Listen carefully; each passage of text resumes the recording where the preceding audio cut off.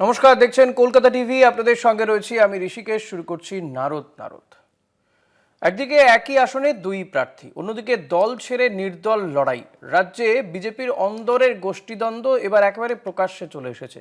জলপাইগুড়ি থেকে নদিয়া, উত্তর 24 পরগনা, মনোনয়ন ঘিরে একের পর এক বিতর্কে, অস্বস্তিতে গেরুয়া শিবির। দেখুন একবার।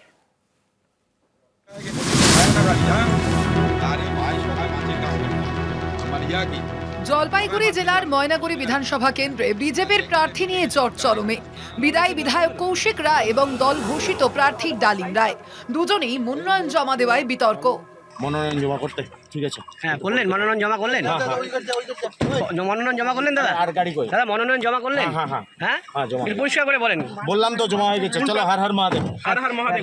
কোন কোন কোন কোন দলের? ভারতীয় জনতা পার্টি। সে এখন কোন বিজেপির প্রার্থী দিচ্ছে সেটা তো আমার জানার কথা না। হ্যাঁ, আমি ভারতীয় জনতা পার্টির সিম্বল নিয়ে আজকে মনোনয়ন জমা করেছি। এটাই আমাদের ময়নাগুড়ির, আমি একাই একজন। একই ছবি নদিয়াতেও। কৃষ্ণনগর উত্তরে দল ঘোষিত প্রার্থী তারক চট্টোপাধ্যায়ের পাশাপাশি প্রবীণ নেতা চঞ্চল বিশ্বাসও জমা দিয়েছেন মনোনয়ন। প্রার্থী আমাদের পছন্দ হয়নি, তার প্রতিবাদে আমরা প্রতীক কি দিয়ে দেওয়া হয়েছে? প্রতীক দেওয়া হয়নি এখনো? তা আপনি কি আশা করছেন যে আপনি প্রতীক পাবেন? প্রতীক না পেলে আমার অটোমেটিক্যালি আমি ইন্ডিপেন্ডেন্ট হিসেবে দাঁড়িয়ে। দাঁড়াবেন, আপনি লড়াইয়ের ময়দানে থাকছেন তাই তো? আর এই গোষ্ঠীদ্বন্দ্বের মধ্যেই নতুন মোড় উত্তর 24 পরগনায়। গাইঘাটায় বিজেপির মহিলা মোর্চার প্রাক্তন সভানেত্রী তনিমা সেন নির্দল প্রার্থী হিসেবে মনোনয়ন জমা দিয়েছেন। গত 14 বছর ধরে পার্টির পিছনে দিয়েছি, দিনদার সংগ্রাম করেছি, শাসকের চোখে চোখ রেখে লড়াই করেছি। কিন্তু যেই দলটা এতদিন ধরে করছি, সেই দলটা যখন পরিবারতান্ত্রিক হয়ে যায়, আমরা বলি যে বিজেপির একটা নীতি আদর্শ আছে, আমরা মঞ্চে মাইক ধরে চিৎকার করি যে আমরা পরিবারতান্ত্রিক দল নই, আমরা সেই নীতি আদর্শে বিশ্বাস করি। তো আমি পার্টির সেই নীতি আদর্শকে বিশ্বাস করে এবং সেই নীতি আদর্শকে বাঁচাতে এবং গাইঘাটা বিধানসভায় দীর্ঘদিন ধরে যে সকল বিজেপি কর্মীরা বঞ্চিত হয়ে আছে তাদের স্বার্থে আমি আজকে এই নির্দল প্রার্থী হিসেবে এখানে দাঁড়াচ্ছি। শুধু তাই নয়, বিজেপি বিধায়ক সুব্রত ঠাকুরের বিরুদ্ধেও তুলেছেন একাধিক গুরুতর অভিযোগ। চরিত্রহীন, আমি একদম পরিষ্কার ভাষায় বলছি, একজন চরিত্রহীন বিধায়ক সুব্রত ঠাকুর। যদি প্রমাণ লাগে, আমার কাছে প্রমাণ আছে, আমি প্রমাণ দিতে তৈরি আছি। কিন্তু একজন চরিত্রহীন বিধায়ক যে 5 বছর কিছু করছে না, মানুষের জন্য কিছু করে না, তার সাথে সে চরিত্রহীন। যদিও অভিযোগ উড়িয়ে দিয়েছে জেলা বিজেপি নেতৃত্ব। কোনো গোষ্ঠীদ্বন্দ্বের প্রকাশ না, এটা ব্যক্তি স্বার্থের প্রকাশ। সে নিজের স্বার্থের জন্য তিনি এটা করছে। এমনি কোনো গোষ্ঠী, কোনো দ্বন্দ্ব নেই। ওনার পেছনে যারা আছে তাদের পেছনে একটা লোক নেই। প্রতীকের লড়াই এবার দলের ভিতরেই। একাধিক কেন্দ্রে মনোনয়ন ঘিরে অস্বস্তি। ভোটের আগে এই গোষ্ঠীদ্বন্দ্ব কি বিজেপির জন্য বড় চ্যালেঞ্জ হয়ে দাঁড়াবে? নজর সেদিকেই। কলকাতা টিভি।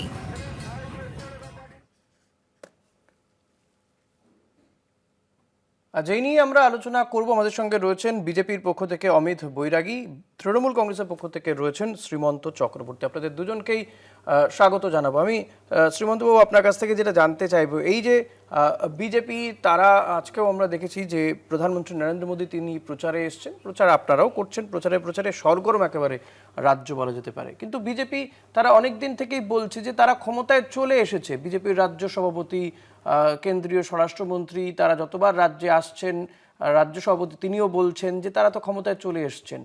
এরপরেও কি মনে হয় আপনাদের যে বিজেপি ক্ষমতায় আসছে, আপনাদের পরাজয় হচ্ছে? 2021 সালের কথা মনে করিয়ে দেব। সেবার তো কেন্দ্রীয় স্বরাষ্ট্রমন্ত্রী বলুন, দেশের প্রধানমন্ত্রী বলুন, তারাও বলেছিলেন যে 200-র বেশি আসন নিয়ে বিজেপি 21 সালেও ক্ষমতায় আসছেন। তো ফল বেরোনোর পর আমরা দেখেছিলাম তার 1/3 আসনে ভারতীয় জনতা পার্টি জয়লাভ করেছিল। তো সুতরাং কে কি বলছেন আর ওই 4 তারিখে রেজাল্ট বেরোনোর পর আসল সংখ্যাটা কি দাঁড়াবে সেটা তো আমরা 21 সালে দেখেছি। সুতরাং 26 সালে নিশ্চিন্ত থাকতে পারেন, চতুর্থবারের জন্য 4 মে আমাদের বাংলার মুখ্যমন্ত্রী মমতা বন্দ্যোপাধ্যায় মুখ্যমন্ত্রী হিসেবে শপথ নিচ্ছেন। বেশ, অমিত দা, আপনার কি মনে হয়? এবং আপনাদের এই যে একের পর এক গোষ্ঠী কোন্দলের ছবি, তা উত্তরবঙ্গ থেকে একবারে দক্ষিণবঙ্গ, আমরা দেখতে পাচ্ছি যে নদিয়াতে কিংবা ময়নাগুড়িতে একই ছবি, উত্তর 24 পরগনাতে, সেখানে অর্থাৎ যেখানে ঠাকুরনগর বা ঠাকুরবাড়ি, যেখানে মতুয়া মহাসংঘ মতুয়াদের একটা ভোট রয়েছে, যদিও বহু মানুষের নাম বাদ চলে গেছে এসআইআর এর ফলে, এরপরেও আপনারা আশা রাখছেন যে এবার আপনারা ক্ষমতায় আসবেনই এ রাজ্যে? নমস্কার ঋষিকেশ দা, তার সাথে সাথে দর্শক শ্রোতা সকলকে আমার প্রণাম। দেখুন, এবারের 26-এর যে নির্বাচন, বাংলায় তৃণমূলের বিসর্জন এবং যে পরিবর্তনের ডাক শুধু বিজেপি দেয়নি, পরিবর্তনের ডাক আপামর জনসাধারণ দিয়েছে। সুতরাং এবার পরিবর্তন হচ্ছেই, এটুকু একেবারে সুনিশ্চিত।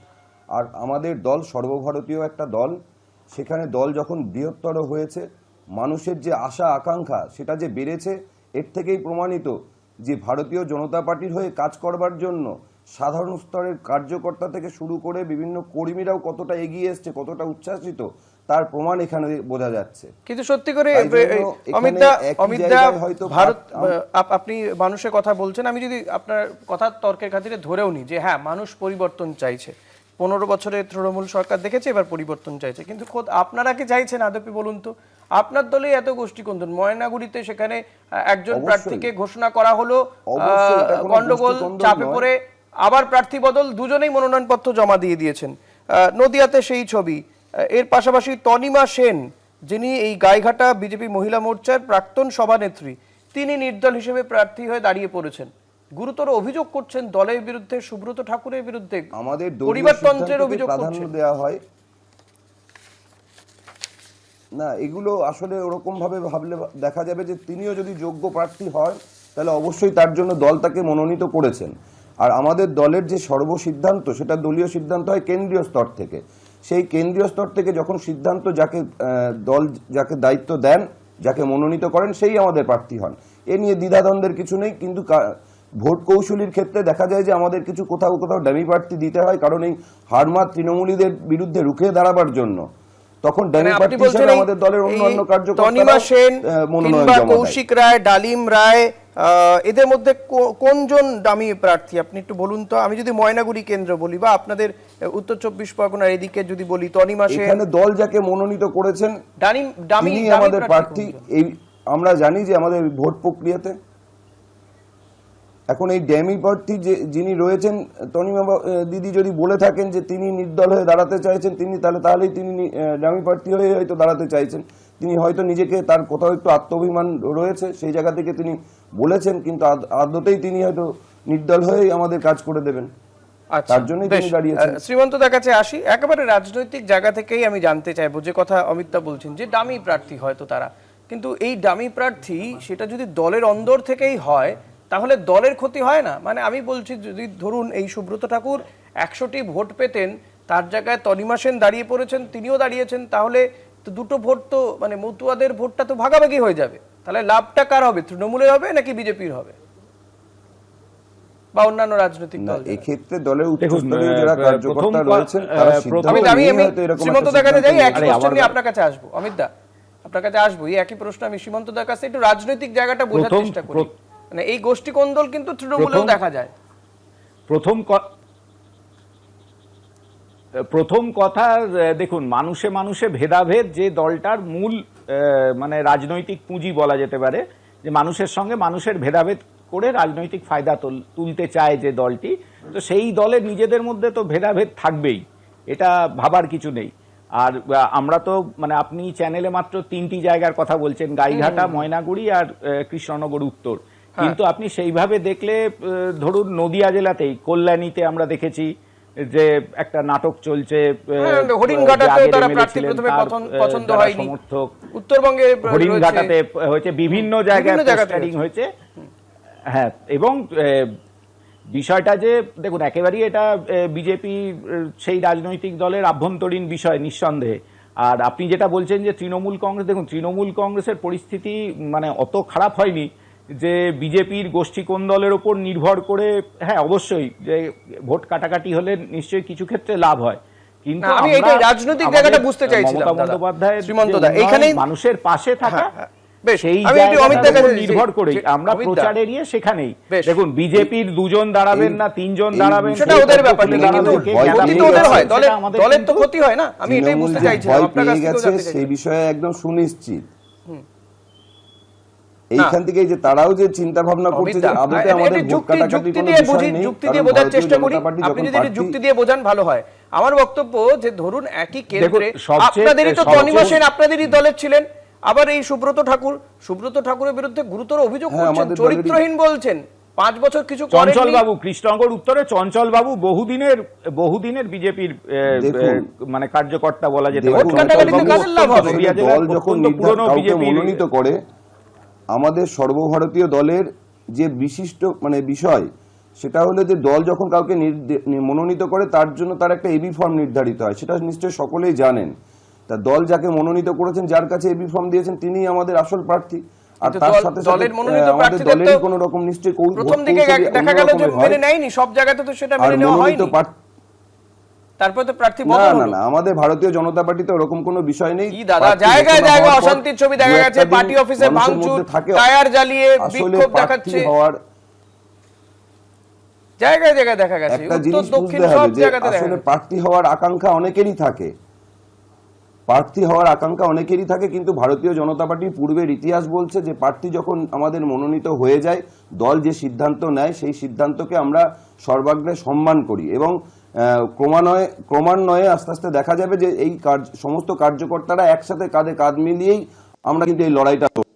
এবং কারণ এবারের লড়াইটা শুধু পরিবর্তনের জন্য লড়াই নয়, এবারের লড়াইটা শুধু রাজনৈতিক লড়াই নয়, এবারের লড়াই হচ্ছে ধর্মযুদ্ধের লড়াই। লড়াইয়ে সাধারণ মানুষ অংশীদার হয়েছে। আপনি যতই এটাকে এড়িয়ে যাওয়ার চেষ্টা করুন, কৃষ্ণনগর উত্তরে দল ঘোষিত প্রার্থী তারক চট্টোপাধ্যায়, আর প্রবীণ নেতা চঞ্চল বিশ্বাস তিনিও মনোনয়ন জমা দিয়েছেন। তাহলে কি বলবেন? দলের সিদ্ধান্ত মেনে নিয়েছেন সবাই। ময়নাগুড়িতে কৌশিক রায় তিনি জয়ী বিধায়ক, তিনি গতবারের বিধায়ক। চঞ্চল বাবু প্রথমে কৌশিক রায় প্রার্থী করলো, কৌশিক রায়কে পরবর্তীতে অশান্তির জেরে ডালিম রায়কে প্রার্থী করা হলো, দুজনেই মনোনয়ন জমা দিয়েছেন। কি বলবেন? দলের সিদ্ধান্ত মেনে নিয়েছে সবাই। এটা যে আমাদের ভারতীয় জনতা পার্টির ভোট কৌশলী কিনা সেটা তো আমরা এখনো প্রকাশ করিনি, সুতরাং সেটা 4 তারিখে ভোটের বাক্সেই বোঝা যাবে যে আমরা কি করতে চাইছি। অপরের যাত্রা ভঙ্গ করার কথা ভাবছেন আপনি, তাই নয় কি শ্রীমন্ত দা? একদম, এটা একটা মানে নতুন থিওরি উনি দিলেন। যাই হোক, যে একই দলে দুজন প্রার্থীকে দিয়ে ওটাও ভোট কৌশল হতে পারে। দেখুন, বিজেপি তো অনেক কিছু নতুন এই কৌশল তো এই কৌশল কেউ করে বলে আমার মনে হয় না আনছেন। যাই হোক, সেটা আমরা 4 তারিখে দেখবো।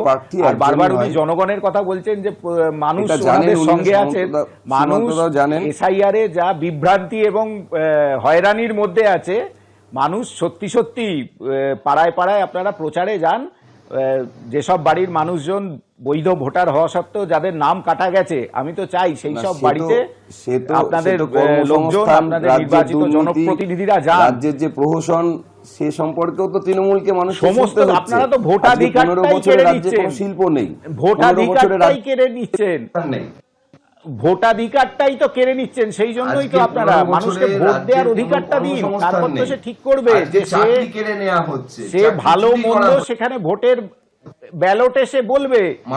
আপনারা তো ভোটাধিকারটাই কেড়ে নিচ্ছেন। আজকে সেনাবাহিনীতে চাকরি করার পর আজকের আনন্দবাজারের নদিয়ার পাতায় দেখবেন, সেনাবাহিনীতে সার্ভিস করেছেন তিনি, অবসরপ্রাপ্ত সেনাবাহিনীর কর্মী, পাসপোর্ট আছেন, সমস্ত কিছু দিয়েছেন, তার নাম ডিলিট হয়েছে। আজকের আনন্দবাজারের নদিয়ার পাতায় দেখে নেবেন। নির্বাচন কমিশন, মানুষ আপনাদের অপেক্ষায় রয়েছেন, আপনারা বাড়ি বাড়ি যান, বুঝতে পারবেন। এখানে তো অভিযোগ যে এই কমিশনকে আপনারা তোতা পাখি বানিয়ে ছেড়েছেন। অভিযোগ তো এই ক্ষেত্রে আপনাদের বিরুদ্ধে যে আপনারা কমিশনকে তোতা পাখি বানিয়ে ছেড়েছেন, আপনারা যা বলছেন তাই করছেন। এগুলো সম্পূর্ণ ভিত্তিহীন কথাবার্তা। কারণ তৃণমূল তার নিজের যে পায়ের তলায় মাটি নেই সেটাকে সাধারণ মানুষের কাছে ভুল বোঝানোর জন্য বারবার বিজেপিকে দোষারোপ করছেন। আদতে তা নয়। নির্বাচন কমিশন একটা স্বাধীন সত্তা নিয়ে চলেন এবং তারা তাদের মতো যে তাদের যে সাংবিধানিক নিয়ম, আপনার কি মনে হয় কমিশন এই যে লজিক্যাল ডিসক্রিপেন্সির নাম করে অমিত দা, এই যে লজিক্যাল ডিসক্রিপেন্সির যে তত্ত্ব এখানে এই গোটা দেশে কোথাও নেই, এই রাজ্যে এই লজিক্যাল ডিসক্রিপেন্সি তত্ত্ব নিয়ে আসা হয়েছে, তাতে যে আমি আগের নাম বাদ যাওয়া, এই 63 লক্ষ নাম বাদ যাওয়াটা ছেড়ে দিলাম, এই যে 27 লক্ষ নাম বাদ চলে গেল যারা ম্যাপড হয়েছিলেন 2002 সালে হয়তো ভোট দিয়েছেন, কিন্তু তাদের সামান্য কিছু ভুল, হয়তো বানানে ভুল, বাবার নামের সাথে ছেলের নামের বানান মানে সার নেমের কোথাও গন্ডগোল হচ্ছে, কেউ বন্দ্যোপাধ্যায় লেখে কেউ ব্যানার্জি লেখে, তার জন্য বাদ গেছে। এইভাবে যে 27 লক্ষ নাম বাদ গেল, এটাকে কমিশনের এই সিদ্ধান্তকে আপনি কিভাবে দেখছেন? মানুষ ট্রাইব্যুনালে যাওয়ার সুযোগটুকুও পেল না। দেখুন, একটা জিনিস দেখুন, এই নির্বাচন কমিশনে যে রাজ্যে কাজ করছে, অর্থাৎ আমাদের এই বাংলায় যারা কাজ করছেন তারা কিন্তু সবাই রাজ্য সরকারের কর্মচারী বেশি, এবং রাজ্য সরকারের বিভিন্ন স্তরের যে কর্মচারী, এবং তাদেরকে এই এসআইআর হওয়ার আগে থেকেই মাননীয় মুখ্যমন্ত্রী একটা ভয় দেখিয়ে রেখে দিয়েছিলেন যে যদি সঠিক মানে তাদের কথা মতো যদি কাজ না করা হয় তাহলে সেক্ষেত্রে কিন্তু তাদের কাজের মানে চাকরি বাতিল হয়ে যাবে, তাদের বিভিন্ন জায়গা থেকে সরিয়ে দেওয়া হবে, এরকম তথ্য কিন্তু বারবার তিনি তুলে নিয়ে এসেছেন এবং মানে প্রচ্ছন্নভাবে তিনি ভয় দেখিয়েছেন। বিএলওরা আত্মহত্যা করেছে, বারবার তারা কমিশনকে বিধে আত্মহত্যা করেছে যে তারা কাজ করতে পারছে না, যে বিপুল প্রেসারের মধ্যে তাদেরকে কাজ করতে হয়েছে। হ্যাঁ, তাই তো করতে হবে, কারণ রাজ্য সরকারের তো তাদের উপর চাপ তৈরি করে রাজ্য সরকার চালায় না, তাই জন্যই তারা সেভাবে বলছেন স্বশাসিত সংস্থা, কমিশন কি রাজ্য সরকার চালায়? কমিশন রাজ্য সরকার চালায় না, কিন্তু না কমিশন রাজ্য সরকার চালায় না, কিন্তু কমিশন যাদেরকে এই কাজের মধ্যে দিয়ে নিয়োজিত করেছে কর্মচারী। উত্তর 24 পরগনা, দক্ষিণ 24 পরগনা, নদিয়াতে গুচ্ছ গুচ্ছ নাম বাদ গেছে, হিন্দুদের নাম বাদ চলে গেছে, হিন্দু বাঙালির নাম বাদ চলে গেছে। দাদা, আপনাদের জেলাতেও কি বলবেন? যারা এতদিন আপনাদের উপর ভরসা করেছিল, এই নদিয়া, উত্তর 24 পরগনা একটা অংশ তো আপনারাই জিতছিলেন, আপনারা এখানে ম্যাক্সিমাম এই জায়গার আসনগুলো পান, তারপরেও বলবেন কমিশনের সিদ্ধান্ত সঠিক? বাদ গেছে, এটা পরিকল্পিতভাবে তৃণমূলটা বাদ দিয়েছে। কিভাবে তৃণমূল বাদ দিল? পরিকল্পিতভাবে তাদের নাম বাদ দিয়েছে। একটু বুঝিয়ে বলুন তৃণমূল কিভাবে বিভিন্ন জায়গায় গোছা গোছা 7 নম্বর এই তৃণমূল 7 নম্বর ফর্ম ফিল আপ করেছে, তারা তৃণমূলটা ফিল আপ করেছে যে হিন্দুদের নাম বেছে বেছে বাদ দেওয়া হয়েছে। বিজেপি কেন আপনার দলের নেতা কেন্দ্রীয় জাহাজ প্রতিমন্ত্রী বলেছিলেন নম্বর ফর্ম নিয়ে জমা দিয়েছে। অমিত দা, নিশ্চয়ই শান্তনু ঠাকুরের বক্তব্যটা শ্রীমন্ত দা এবং অমিত দা আপনাদের মনে আছে নিশ্চয়ই। শান্তনু ঠাকুর কি বলেছিলেন? বলেছিলেন যদি 1 কোটি রোহিঙ্গা বাংলাদেশিকে বাদ দিতে হয় তাহলে আমাদের সম্প্রদায়ের কিছু মানুষকে যদি এখানে আত্মত্যাগ করতে হয়, নাম বাদ যেতে হয়, যাবে বলেছিলেন তো শান্তনু ঠাকুর। দেখুন, একটা জিনিস দেখুন, এই যে আজকে তৃণমূলটা 7 নম্বর ফর্ম ফিল আপ করে বারবার হিন্দুদের উপর আক্রমণ এনেছে, নদিয়া যেহেতু বিজেপি সেইখানে হিন্দুদেরকে বাদ দিলে তারা ভোট অঙ্কে এগিয়ে যেতে পারে এই চিন্তা ভাবনা করে তারা কিন্তু বারবার হিন্দুদের উপর চাপিয়ে দিচ্ছে। তার জন্য ভারতীয় জনতা পার্টি আমরা যারা রয়েছি 7 নম্বর ফর্ম নিয়ে জমা দিতে বারংবার চেষ্টা করছি বিজেপির বিধায়করা ধরা পড়েছে, বিধায়করা ভোট তুলে দেওয়ার চেষ্টা করছে। তৃণমূলের কর্মীরা পাহারা দিয়ে আটকেছে 7 নম্বর ফর্ম জমা দেয়া বিভিন্ন জায়গায়, গোছা গোছা গাড়িতে করে 5000 6000 করে। কল্যাণীর বিধায়ক দিনের পর দিন চেষ্টা করেছেন এসডি অফিসে ওনার গাড়ি ভর্তি করে 7 নম্বর ফর্ম জমা দিতে। আমরা তৃণমূল কংগ্রেসের কর্মীরা আটকেছি তাদেরকে। অমিত দা, এই যে মানুষ এখনো আজকেও আমরা দেখেছি যে ট্রাইব্যুনালে লম্বা লাইন, বিভিন্ন জেলায় যে ট্রাইব্যুনাল বসানো হচ্ছে তাতে লম্বা লাইন, মানুষ তারা এখনো বুঝতেও পারছেন না এবারে হয়তো তারা ভোট দিতে পারবে কি পারবে না, তারা ধোঁয়াশায় রয়েছে। একজন মারা গিয়েছেন, লাইনে দাঁড়িয়ে থেকে একজন মারা গিয়েছেন রানাঘাটে। আজকে রানাঘাটের এসডি অফিসে একজন মারা গেছে। বছর 65 এক ব্যক্তি, দুঃখের সঙ্গে জানাচ্ছি যে আজকে একজন মানে আমার দেশের নাগরিক মারা গেছে, মৃত্যু হয়েছে। তিনি জানতেন না তিনি আর ভোট দিতে পারবেন কি পারবেন না, তিনি শেষ পর্যন্ত ট্রাইব্যুনালে গিয়েছেন, সেখানে গিয়ে মারা গেলেন। আমার বক্তব্য যে এই যে ট্রাইব্যুনালে মানুষজন যাচ্ছে, তৃণমূল বলছে, বামেরা বলছে, অন্যান্যরা বলছে তারা মানুষকে সহায়তা করবে, আইনি সহায়তা দেবে, কই আপনারা তো বলছেন না, আপনারা তো এইভাবে কোথাও এগিয়ে আসছেন না।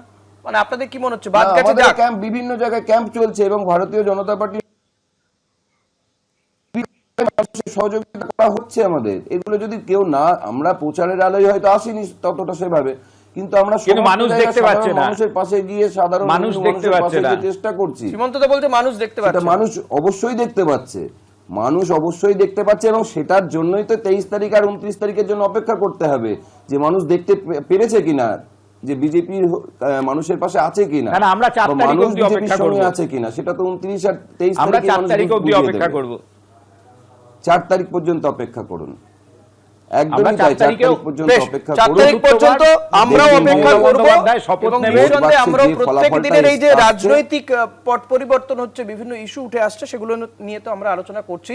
অমিত দা, সীমন্ত দা, আপনাদের দুজনকেই ধন্যবাদ জানাবো। আজকে নিঃসন্দেহে আজকে আমরা এই বিষয় নিয়ে আলোচনা করেছি, আগামী দিনে আবারও অন্য কোনো ইস্যু নিয়ে, এই যে রাজনৈতিক পারদ চড়ছে ক্রমাগত যত নির্বাচন এগিয়ে আসছে রাজ্যে, সেই সমস্ত ইস্যু নিয়ে আমরা আলোচনা করব নারদ নারদে। তাই দেখতে থাকুন কলকাতা টিভি, রাত দিন 7 দিন।